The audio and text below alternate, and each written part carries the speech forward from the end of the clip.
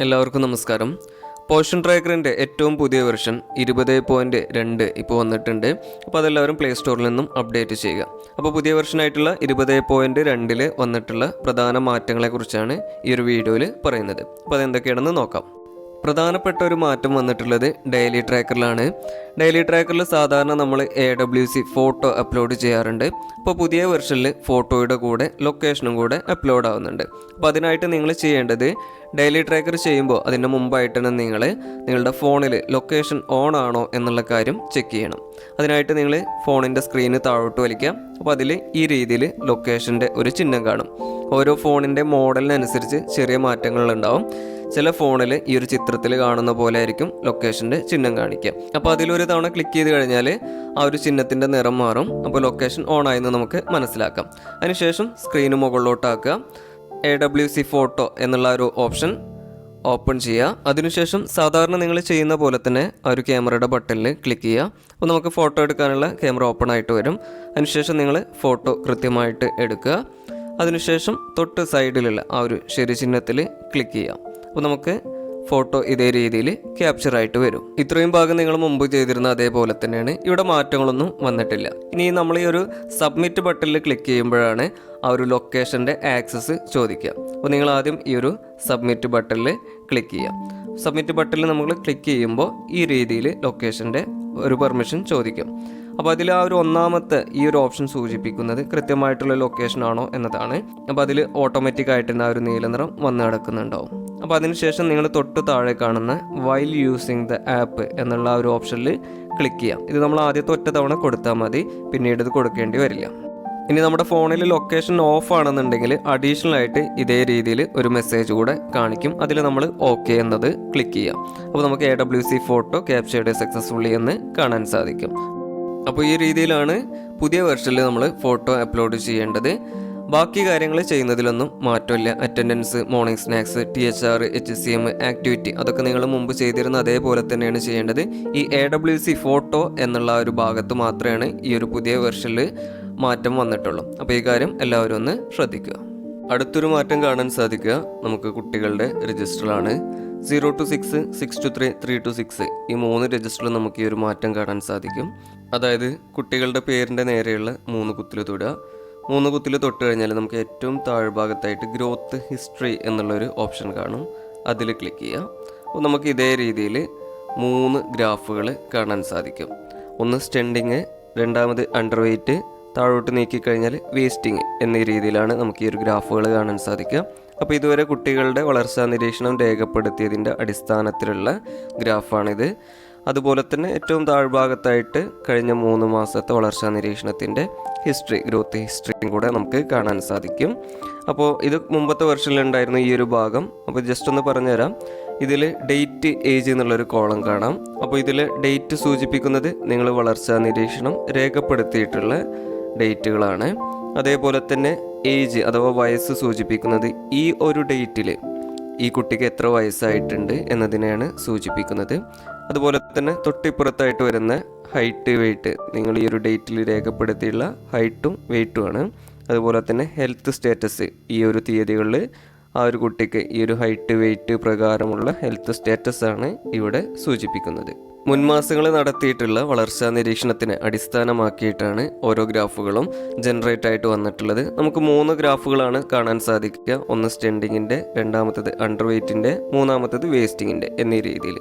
ഏറ്റവും മുകളിലായിട്ട് കുട്ടിയുടെ പേര്, വയസ്സ്, ജെൻഡർ എന്നിവ കാണാൻ സാധിക്കും. അതിൻ്റെ താഴെയായിട്ട് നമുക്ക് ഈ ഒരു ഗ്രാഫുകളും കാണാൻ സാധിക്കും. അപ്പോൾ ഓരോ ഗ്രാഫുകളും ഡീറ്റെയിൽ ആയിട്ട് പറഞ്ഞുതരാം. നമുക്കിവിടെ ഒന്നാമതായിട്ട് കാണാൻ സാധിക്കുക സ്റ്റെൻഡിങ്ങിൻ്റെ ഗ്രാഫാണ്. സ്റ്റെൻഡിങ് അഥവാ വളർച്ചാ മുരടിപ്പിൻ്റെ ഗ്രാഫാണ്. അപ്പോൾ സ്റ്റെൻഡിങ് എന്നതുകൊണ്ട് ഉദ്ദേശിക്കുന്നത് പ്രായത്തിനനുസരിച്ചിട്ടുള്ള ഉയരം ഉണ്ടോ എന്നതാണ്. ഈ ഒരു ഗ്രാഫിൻ്റെ താഴ്ഭാഗത്തായിട്ട് കാണുന്ന നമ്പറുകൾ സൂചിപ്പിക്കുന്നത് പ്രായത്തെയും അതുപോലെ തന്നെ സൈഡിലായിട്ട് കാണുന്ന നമ്പറുകൾ സൂചിപ്പിക്കുന്നത് ഉയരത്തെയാണ്.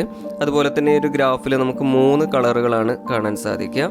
ഏറ്റവും താഴ്ഭാഗത്തായിട്ട് ചുവപ്പ് നിറം, അത് സൂചിപ്പിക്കുന്നത് സിവിയർലി സ്റ്റെൻഡർഡിനെയും, അതുപോലെ തന്നെ നടുഭാഗത്തായിട്ട് കാണുന്ന മഞ്ഞ നിറം മോഡറേറ്റ്ലി സ്റ്റെൻഡർഡിനെയും, അതുപോലെ തന്നെ മുകൾ ഭാഗത്തായിട്ട് കാണുന്ന പച്ച നിറം നോർമലിനെയാണ് സൂചിപ്പിക്കുന്നത്. സാധാരണ നമ്മൾ ഫോട്ടോസൊക്കെ സൂം ചെയ്യുന്ന പോലെ 2 വിരൽ വെച്ച് നമുക്ക് ഇത് സൂം ചെയ്യാനും സൂം ഔട്ട് ചെയ്യാനും സാധിക്കും. അത് മുകളിലേക്കും സാധിക്കും, അതുപോലെ തന്നെ സൈഡിലേക്കും സാധിക്കും. നമുക്ക് കുറച്ചുകൂടെ വ്യക്തതയോട് കൂടി കാണാൻ വേണ്ടിയിട്ട് ഈ രീതിയിൽ നമുക്ക് സൂം ചെയ്യാവുന്നതാണ്. സൂം ചെയ്തതിന് ശേഷം ഒരു വിരൽ വെച്ച് നമുക്ക് എങ്ങോട്ടാണോ നീക്കേണ്ടത് ഈ രീതിയിൽ നീക്കാനും സാധിക്കും.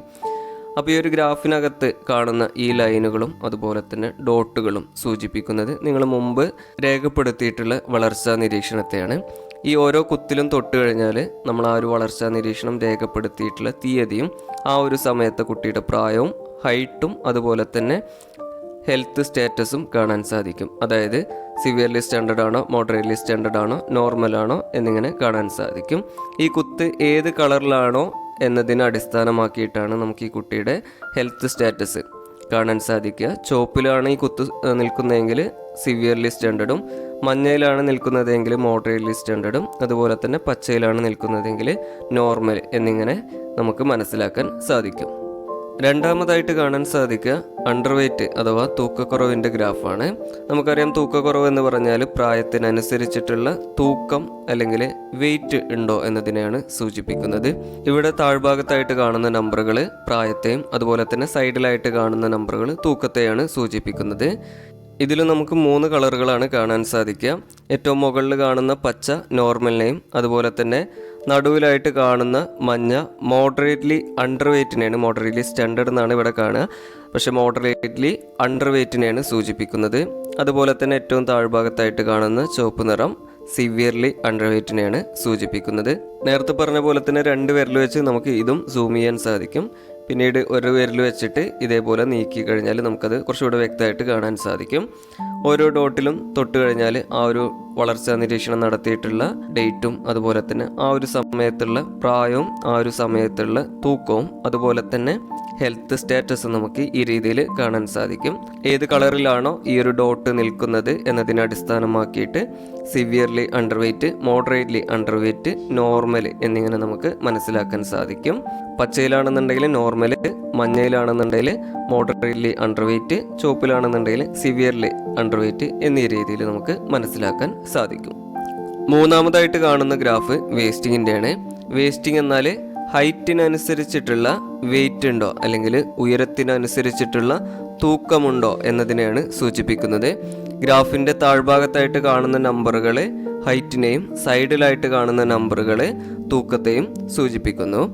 ഗ്രാഫിനകത്ത് നമുക്ക് 5 നിറങ്ങളാണ് കാണാൻ സാധിക്കുക. ഏറ്റവും താഴ്ഭാഗത്ത് കാണുന്ന ചുവപ്പ് നിറം സാമിനെയും, അതിൻ്റെ മുകളിലായിട്ട് കാണുന്ന മഞ്ഞ നിറം മാമിനെയും, അതുപോലെ തന്നെ നടുഭാഗത്തായിട്ട് കാണുന്ന ഈ ഒരു പച്ച നിറം നോർമല്, അതിൻ്റെ മുകളിലായിട്ട് കാണുന്ന വയലറ്റ് നിറം ഓവർ വെയ്റ്റ്, ഏറ്റവും മുകളിലായിട്ട് കാണുന്ന നീല നിറം ഒബീസിനെയാണ് സൂചിപ്പിക്കുന്നത്.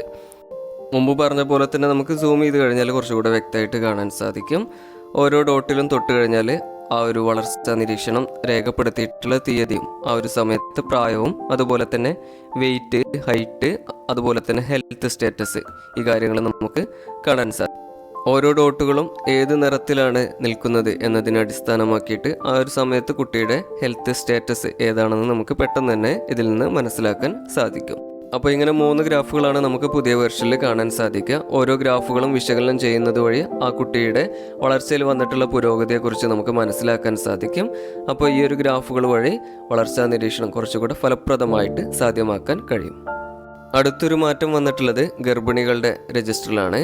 ഗർഭിണികളുടെ പേരിൻ്റെ നേരെയുള്ള 3 കുത്തിൽ തൊട്ട് കഴിഞ്ഞാൽ ഏറ്റവും താഴ്ഭാഗത്തായിട്ട് നമുക്ക് ഈ രീതിയിലൊരു പുതിയ ഓപ്ഷൻ കാണാൻ സാധിക്കും, ജസ്റ്റേഷണൽ വെയിറ്റ് ഗെയിൻ എന്നുള്ള. അതിൽ ക്ലിക്ക് ചെയ്ത് കഴിഞ്ഞാൽ നമുക്ക് ഈ ഒരു രീതിയിലൊരു ഫോം ഓപ്പൺ ആയിട്ട് വരും. അപ്പോൾ ഇതിൽ നമ്മൾ ഈ ഒരു ഗർഭിണിയുടെ MCP കാർഡിലുള്ള ANC, ഒന്നാമത്തെ ANCയുടെ ഡേറ്റും അതുപോലെ തന്നെ ആ ഒരു സമയത്ത് ഹൈറ്റും വെയിറ്റുമാണ് എൻ്റർ ചെയ്ത് കൊടുക്കേണ്ടത്. അപ്പോൾ അത് പ്രകാരമുള്ള ജസ്റ്റേഷണൽ വെയിറ്റ് ഗെയിൻ ഗ്രാഫ് അഥവാ ഗർഭകാലത്തെ ഭാരവർദ്ധനവിൻ്റെ ഗ്രാഫ് നമുക്കിവിടെ തെളിഞ്ഞു വരും. അപ്പോൾ ഇത്രയും മാറ്റങ്ങളാണ് പുതിയ വെർഷനിൽ വന്നിട്ടുള്ളത്. അപ്പോൾ എല്ലാവർക്കും നന്ദി, നമസ്കാരം.